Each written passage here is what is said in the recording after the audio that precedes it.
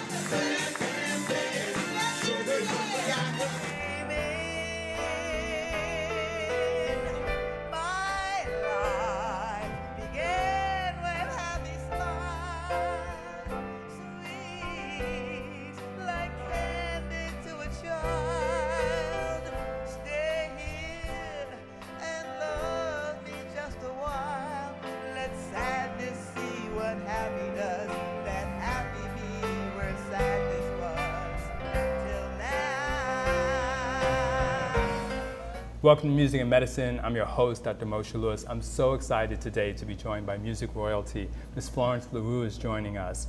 You know her as the leader and the founder of a group, The Fifth Dimension. Tons of hits, 6 Grammy Awards, tons of awards that they've received for so many of their songs that are favorites for us. Us Up, Up, Up and Away, Age of Aquarius, Let the Sun Shine In, the list goes on. And she's continued to sing and perform to sold-out audiences around the world for 50 years. We have to find out her secret, and she's going to talk to us about her book, Grace in the Second Act. How to age gracefully, and for so many of us that's so important. So thank you for joining us. Well, thank you for having me. I'm excited to be talking about music and health. Yes. Because it is so important. People don't realize how music really affects our health. They found that it's helped people with Alzheimer's. Yes. And as a matter of fact, doctor, you know, a fan came up to me one day and said, you know, I was going to commit suicide. And I heard Up, Up and Away, and it saved my life. Sure. Well, I thought, oh yeah, this is an excited fan. They're just saying I'm sure. But then it happened several times. And it made me feel so good to know that I was part of music that could encourage and uplift people so that they would even think of staying alive. Sure. No, absolutely. I've heard other singers tell me that, and I think that it blows you away the first time. It seems unreal. But there are songs, and we think that they hit the dopamine receptors and make people really feel better about themselves, about life. But before we get ahead of ourselves, we have to look back in time. That's what I like to do.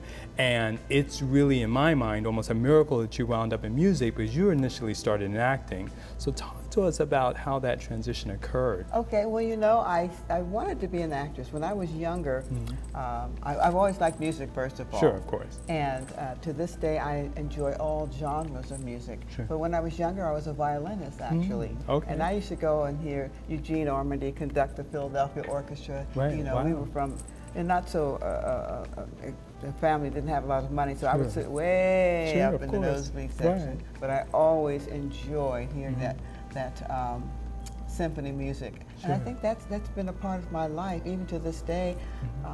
It depends upon the mood that I'm in, whether it's country music, which I like the lyrics, you know, here's a quarter, call somebody who cares. I love it. You know, or, but I'm very proud to be a part of the Fifth Dimension and with our music.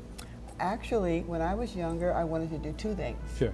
I wanted to teach, Okay. because I had a wonderful teacher. I'll never forget my 5th grade teacher, Miss Stover. I wanted to teach, and I wanted to be in the movies. Now, back then, that was over 60 years ago, you know, there was no one of color except Miss Nina Horn. Right, yes. But I was blessed to go to New York City to see her. My mother took me to see her. Right. And wow. What an experience. Sure. What a wonderful, encouraging. Not only was she beautiful outside, she was beautiful inside. And so much class. Oh, yes, much class. She came after the show and took photos of my mother and me, and that really encouraged me. Put you on cloud 9. But I still wanted to be in the movies, right? Sure. Well, okay. I didn't know how to go about it. But my family moved from Pennsylvania to California. Sure. And where I did get my teaching credential, because my mother said, go to school and have something to fall back on. Exactly. But now I don't like that expression. Sure. To me, teaching is not something you fall back on. Right. It's a Teachers should be paid more yes, I agree. than any athlete or entertainer. They don't get the finances they deserve or the respect. Sure. Are you running for politics? I agree with you. Oh, don't get me on my soapbox for talking about teachers. You know. I have a sister who's a retired teacher. But anyway, so I still wanted to be in the movies even after I got my degree. Right. But I didn't know how to go about it. So friends entered me into beauty contests. Okay. And I was blessed to win some. I was Miss Valverde, Miss Coppertone, Miss this, Miss that. But when I was in the Miss Bronze California contest, I won the talent. Right, okay. I know there are girls today, Doctor, who are saying, how did she win? Right. Because there are young ladies who could sing circles around me. Right. But I studied with a gentleman who taught me about presentation. Sure. And years later, when the Fifth Dimension became popular, a gentleman came up to me and he said, you know, I know you don't remember me, but I was one of the judges when you were in the Miss Bronze California contest. And all the young ladies came out in their gowns and presented their talents. He said, but when you came out wearing that white suit, the big white hat, and sang April in Paris in French, Eartha Kitt, who was one of the judges, looked at us and said, there's your winner. Right, wow. So that is how I actually got into singing. And there's a gentleman at the contest who was a photographer, and he told me, you know, I have a group and nothing's happening with it. So one of the young ladies left. She got a really good job at a newspaper. Okay. So we need another young lady. And would you join the group? I said, no, I'm not a singer. I want to be an actress. Exactly. But besides, I was going to school and taking 15 units a semester, working 8 hours a day. I said, I don't have time to rehearse. Well, he kept bothering me. That was Lamont McLemore, and the rest is history. I joined the group. Sure. Now, the group is really known for these wonderful harmonies, incredible lyrics. Just talk to us about some of that process and your insights into it.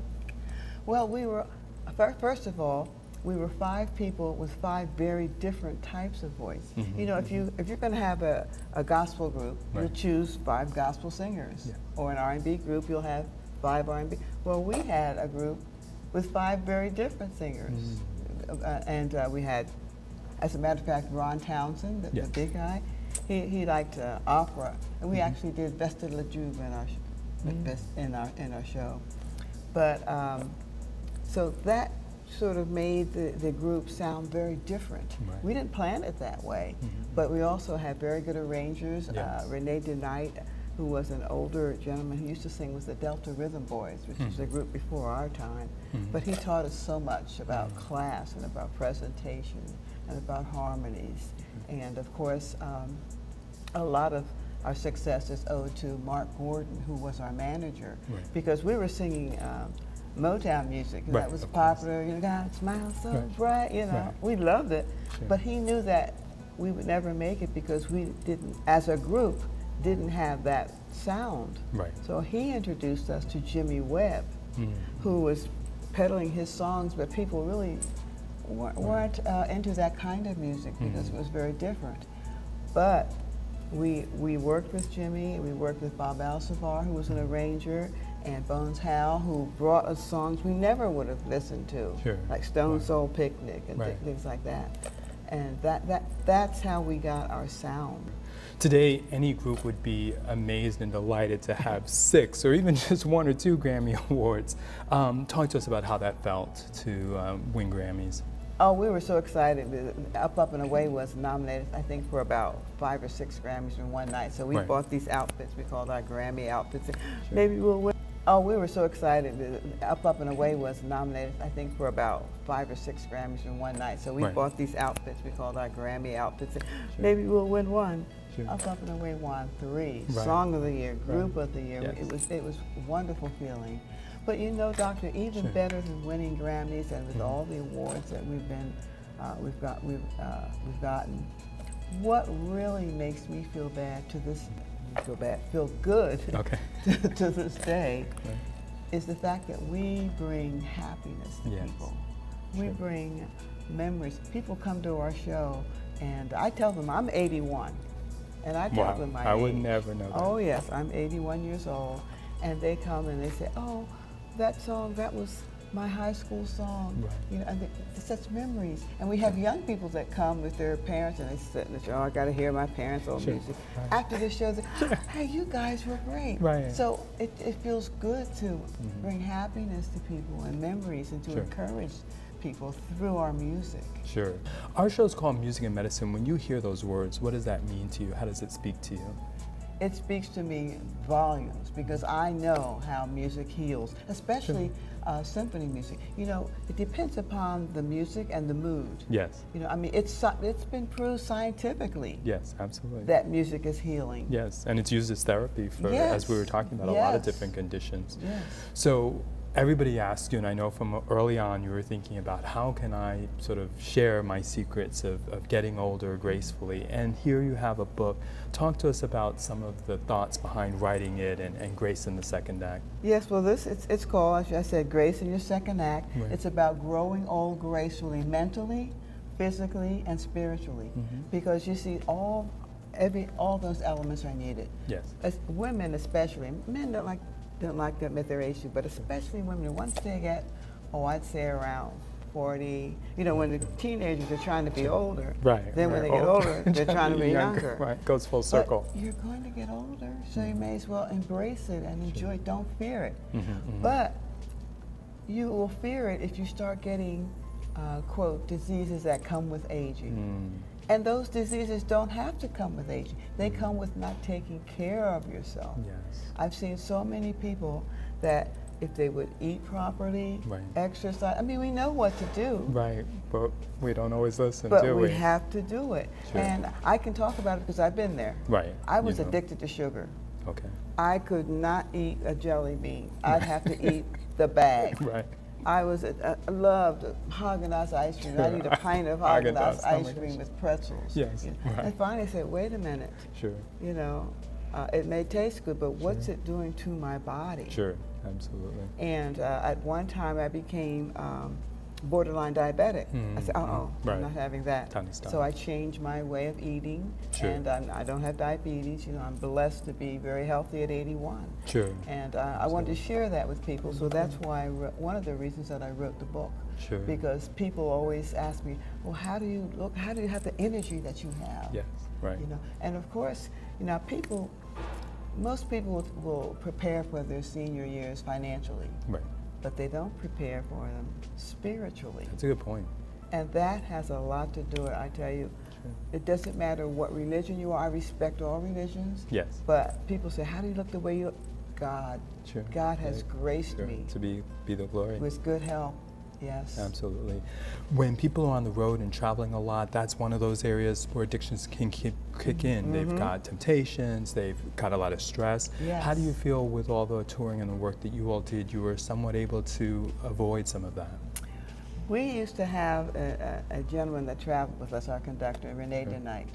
We were in our 20s and Rene was in his 50s, so he was older, right? Yes. We used to laugh because he'd do things like standing on his head and eating all these birds, what we call it, birds. Bird food. Doctor, now I'm doing the same thing that he did. Exactly. He never got sick, so I learned through experience. Right. And of course, you know, I think it starts when you're young. Sure. What do you give a child when they're good? Candy. Right, candy, right. Sure. You know. Right. Exactly. Give them an apple. I have nieces and nephews that really don't care for candy that much because they were brought up to eat healthy things. Healthier. And people think of healthy things as being tasteless. Sure. But there's so many wonderful things that are healthy. Absolutely. You know, but we have to avoid that temptation to eat that sugar. Right. And sugar is put into everything. Everything. Especially children's foods. Yes. Right. You know, look at the ingredients. So then they'll say fructose. Right. High fructose or corn some syrups. other kind of artificial. You're still not eating healthy because you're eating artificial food. It needs to be more natural. Yes. I agree. Yes. Another question for young people that may be following 50 years in a career plus. What advice might you give to a younger singer that's just sort of maybe had that first Grammy? I would say, first of all, have your priorities. My priorities are God, family, career. And they have to be in that order. You know, because most people who want a career, they just think about making money. It's not just about making money. What are you going to do with your career? Who are you going to help? Who are you going to encourage? You know, of course, money is necessary in this business, but money is not the root of all evil. It's the love of money, and it's what you do with it and who you help with it. I love that. What are a couple of the elements that you might say really sort of make a song memorable, even to the point of being a hit, as opposed to just another song? I think, first of all, it's a melody. If you can hum a song, you know. I can remember exactly where I was and what I was doing when I heard Stevie Wonder. I just called to say, I love you. You know, music brings back memories. Then, of course, there are the lyrics. And unfortunately, a lot of the lyrics in today's songs are so negative. But I've heard that a lot. They're written because the adults took music out of the schools. So the young people used what they knew, which was rhythm and lyrics, because a lot of them came from sad situations. So then you put those two together and you have a negative song. But when you write a song that speaks of good memories, like Hal David and Burt Bacharach wrote so many beautiful songs, Jimmy Webb, you know. So I believe it's the song and how it makes you feel. You know, what it makes you think of when you hear it. Absolutely. What do you want most for people to understand about your life and all that you've done and accomplished? I think, first of all, I want people to know that I'm a woman that loves the Lord, and that although I don't, you know, I say God doesn't want religious nuts. He wants spiritual fruits.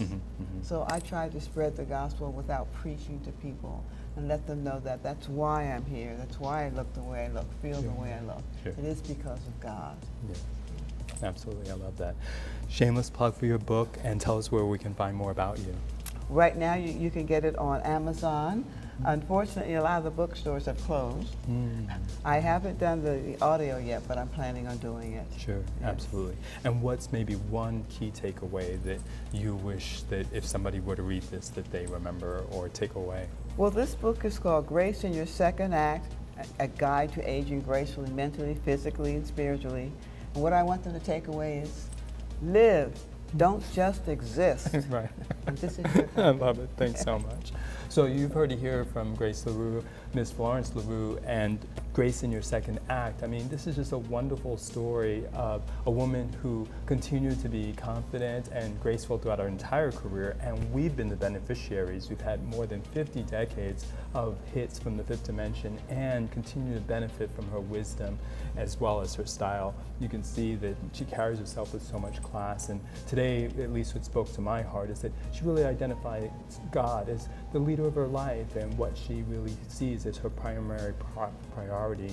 And I think that's something that all of us can continue to learn to live with and appreciate more and more as we go forward. And then certainly, because it's called Music and Medicine, we touched on health and how important it is to be careful what you put in your bodies. And she certainly emphasized that there's way too much sugary drinks, too much sugary foods, too much sugar and types of sugars in foods. So the more we can avoid those, the more we can really sort of try to get towards things that are more natural and ideally live gracefully and live longer. And for her years, I would never have imagined, I'm 81, what an accomplishment, and you look wonderful. Thanks so much for joining us. And by the way, we're still touring all over the world. Yes, I know you are, so you guys still have sold out dates and places. Yes, the original group was only together for 10 wonderful years. Right. But I have four awesome singers and Yes. wonderful people who are helping me carry on the Fifth Dimension tradition. So come and see us when we're in your area. Sure, absolutely. Thanks so much. Welcome to Music and Medicine. Welcome to Music and Medicine. Welcome to Music and Medicine. I'm your host, Dr. Moshe Lewis.